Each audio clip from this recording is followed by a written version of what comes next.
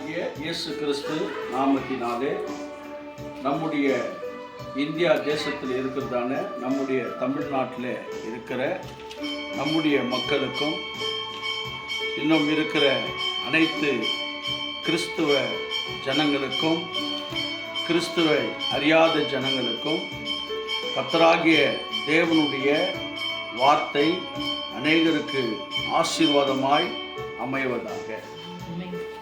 உங்கள் பிஷப் சேபா சாய். நான் number 19 KM garden 6th street இந்த இடத்திலிருந்து நான் உங்களுக்கு நல்ல வாக்கு தத்தத்தை நான் கொடுக்கிறேன். கர்த்தராகிய தேவன் இந்த காலை வேளையிலே நம்மை ஜீவனோடு கூட வைத்திருக்கிறார். முதலாவது நாம் பார்க்கிறோம், இந்த 2026 வருஷம் 1ஆம் தேதி முதல் மாதத்திலே நாம் கடந்து வந்திருக்கிறோம். அநேகருக்கு புத்தாண்டு வாழ்த்துக்கள். கர்த்தருக்கு ஸ்தோத்திரம் உண்டாவதாக. இந்த புத்தாண்டு வாழ்த்துக்கள்ல கூட நம்முடைய ஃபில்பிட்ல இங்கே 7 குத்து விளக்கு பற்றி சொல்லியிருக்கிறது. நன்றாய் பாருங்கள் சபையார்கள், 7 குத்து விளக்கு இங்கே போடப்பட்டிருக்கிறது. மகிழ்ச்சியோடு கூட கர்த்தருக்கு ஆராதனை செய்யுங்கள் என்று சொல்லியிருக்கிறார். இந்த ஆண்டுல நாம் மகிழ்ச்சியோடு கூட கர்த்தருக்கு ஆராதனையை நாம் செய்ய வேண்டும். இந்த ஆண்டுல மகிழ்ச்சியோடு கூட ஊழியத்தை செய்ய வேண்டும். இந்த ஆண்டுல மகிழ்ச்சியோடு கூட கர்த்தருக்கு நீங்கள் தாங்க வேண்டும்.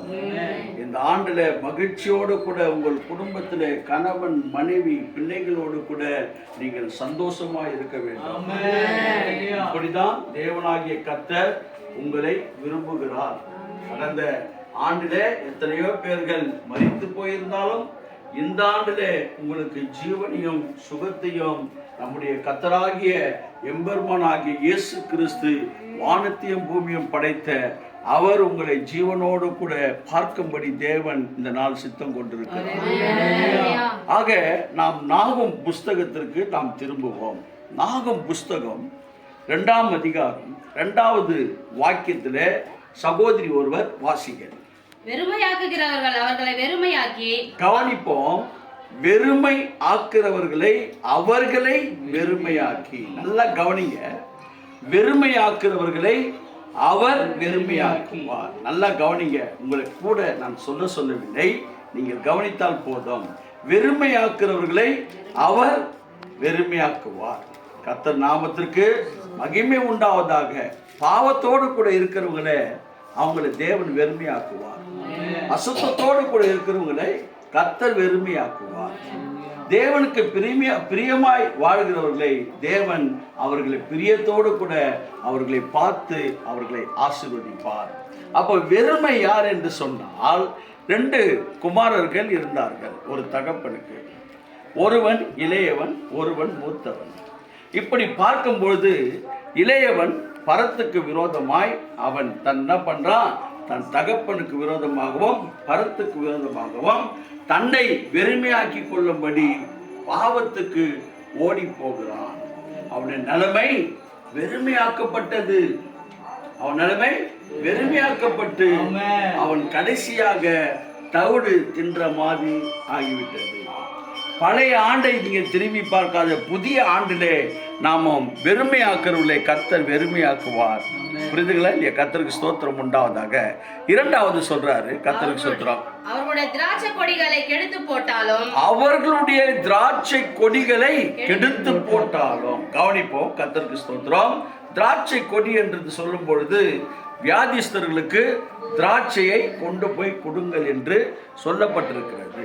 திராட்சை கொடி அவசியம். திராட்சை கொடி அநேகருக்கு அதனுடைய பழம் அவசியம். திராட்சை தான் இன்றைக்கு கருப்பு திராட்சை சாப்பிடுங்கள், உங்கள் சரீரத்துக்கு நல்லது என்று சொல்லுகிறார்கள். ஒருவர் வியாதியா இருந்தால் அவர்களுக்கு திராட்சை வாங்கி போய் கொடுங்கள் என்று சொல்லுகிறார்கள். நம்முடைய திராட்சை கொடி நீங்கள் 15வது அதிகாரத்தில் யோவான் சுவிசேஷத்தில் சொல்லப்பட்டிருக்கிற 1ஆம் வசனத்திலிருந்து நீங்கள் சில வசனங்களை வாசித்தீங்க என்று சொன்னால், நானே மெய்யான திராட்சை செடி என்று ஆண்டவர் சொல்லுகிறார். உங்களுடைய திராட்சை செடியாய் உங்களை ஆண்டவர் இந்த 26வது ஆண்டுல உங்களை கர்த்தர் பார்க்கிறார். அதற்கு எது ஒரு அதாவது பூச்செடிப்போ மற்ற காரியமோ அந்த செடிக்கு எப்படி அதனுடைய ஓனர் எப்படி அதை சுத்தப்படுத்துகிறாரோ அதை ஒழுங்குபடுத்துகிறார்களோ அதே போலதான் நம்முடைய தேவனும் நம்முடைய குடும்பத்தில் நம்முடைய ஊழியத்தில் நம்முடைய வேலையில் நம்முடைய குடுக்கல் வாங்கல்ல நம்முடைய தேவைகளில் நம்முடைய பிஸ்னஸ்ல எல்லாவற்றிலும் கர்த்தர் நம்மை சுத்தப்படுத்துகிறார். யார் கெடுத்து போடுகிறார்களோ அவர்களை கர்த்தர் கெடுத்து போடுவார். நம்மை சுத்தப்படுத்தி நம்மை இன்னும் படர்ந்து போக செய்வார். விசுவாசிக்கிறீங்களா? மூன்றாவது வாசிக்கிறோம். கர்த்தர் யாக்கோபின் மகிமையை திரும்பி வர பண்ணுவது போல். கர்த்தர் யாக்கோபின் மகிமையை திரும்பி வர பண்ணும்படி நல்லா கவனிங்க. திரும்பி வருகிறது போல் கர்த்தருக்கு ஸ்தோத்திரம். யாக்கோப்பு ஒரு எத்தன் என்று சொல்லப்பட்டிருக்கிறது. தன் தாயை சொல்லிக் கொடுக்கிற அந்த மகன் தன்னுடைய மூத்த சகோதரனுக்கு அவன் ஆசீர்வாதத்தை வாங்காதபடி தன் தாய் சொல்லிக் கொடுக்கிற காரியத்தில் அவன் கீழ்ப்படிந்து அவன் என்ன செய்கிறான் சொன்னால், அப்ப கூட யாக்கோபு அச்சப்படுகிறார். ஆனால் அவன் தாய் சொல்லை தட்டாமல் அவன் என்ன செய்கிறான் சொன்னால், அம்மா நீ சொல்ற மாதிரி நான் செய்யறேன்னு சொல்லி அப்படி ஒரு காரியம் வந்தால் எனக்கு ஏதாவது ஆயிடுமாம்மா அப்படின்னு. இல்லை, உனக்கு ஒரு மகிமை கிடைக்கும். நீ எத்தனை வந்து இங்கே இருக்கிற ஹாட்டியோ எதோ கொடு, நான் சமைச்சு தரேன். அதே போல ஏசா சமைக்கிற மாதிரியே இருக்கும். நீ எடுத்துன்னு போய் கொடுத்தினா அப்பா சாப்பிட்டு உன்னை ஆசீர்வதிப்பான். அப்போ மகிமையை எப்படி வேணா வாங்கலாம். ஏமாற்றியும் வாங்கலாம், புரியுதுங்களா இல்லையா? டிவியில பார்த்தோம் வாங்கலாம், டிவியில பேசுற செய்தியும் வாங்கலாம்னு நினைக்கிறாங்க. இல்ல, சபைக்கு வந்தால் தான் மகிமை. தினந்தோறும் வேத வாசித்தால் தான் மகிமை. நீங்கள் பெரிய பெரிய ஆட்கள் பேசுறாங்க என்று அதை நீங்கள் பார்த்து கொண்டிருந்தால் அதுல மகிமை இல்லை. தினந்தோறும் நீங்கள் வேதத்தை வாசிக்கும் பொழுது அதுல மகிமை உண்டு. இந்த வேதத்துல மகிமை உண்டு பிரியமானவர்களே.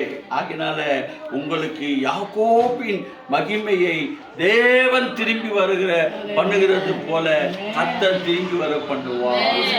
இதெல்லாம் இந்த 26வது ஆண்டுல உங்களுக்கு திரும்பி வரவில்லையோ கர்த்தர் திரும்பி வர செய்வார்.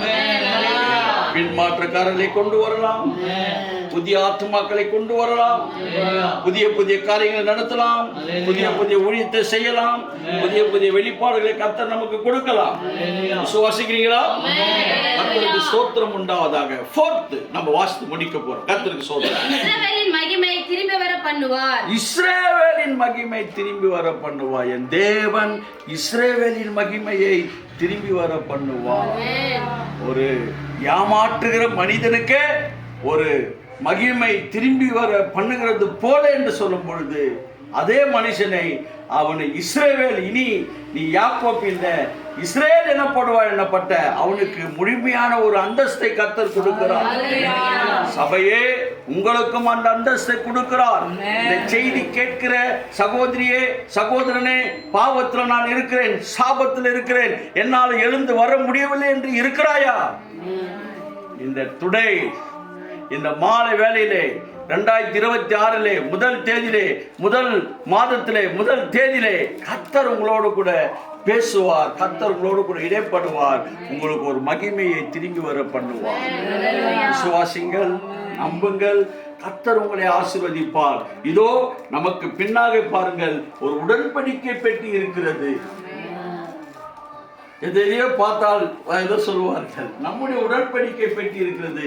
அந்த உடன்படிக்கை பெட்டி நம்ம கருத்துல கொடுக்கப்பட்டிருக்குது. தினந்தோறும் இதை தியானம் பண்ணுங்க, இந்த வேத புஸ்தகத்தை தியானம் பண்ணுங்க. உங்களுக்கு ஒரு மகிமை திரும்பி வர பண்ணுவோம். கர்த்தர் இந்த புதிய ஆண்டுல உங்களை ஆசீர்வதிப்பார் என்று நான் விசுவாசிக்கிறேன். உங்களுடைய பிள்ளைகளை குறித்து, உங்களுடைய கணவரை குறித்து, உங்க மகளை குறித்து, உங்களுடைய குடும்பத்தை குறித்து, உங்களுடைய ஊழியத்தை குறித்து வருத்தப்படுறீங்களா? கர்த்தர் உங்களுக்கு ஒரு மகிமையை திரும்பி God bless you. கர்த்தர் உங்களை ஆசீர்வதிப்பார். கர்த்தர் உங்களை நடத்துவார். ஒரு பாடலை ஒன்று பாடி நாம் முடிப்போம். கர்த்தருக்கு ஸ்தோத்திரம் உண்டாவதாக. இயேசுவின் பின்னே போகத் துணிந்தேன், இயேசுவின் பின்னே போகத் துணிந்தேன், பின்னோக்கி பின்னோக்கி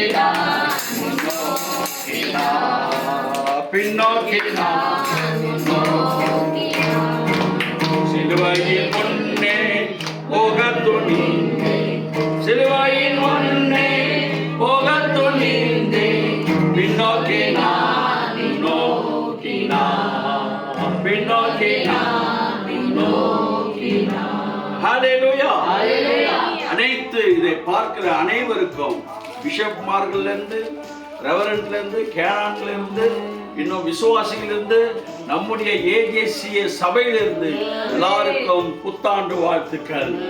ஆமென். God bless you. கர்த்தர் உங்களை ஆசீர்வதிப்பார்.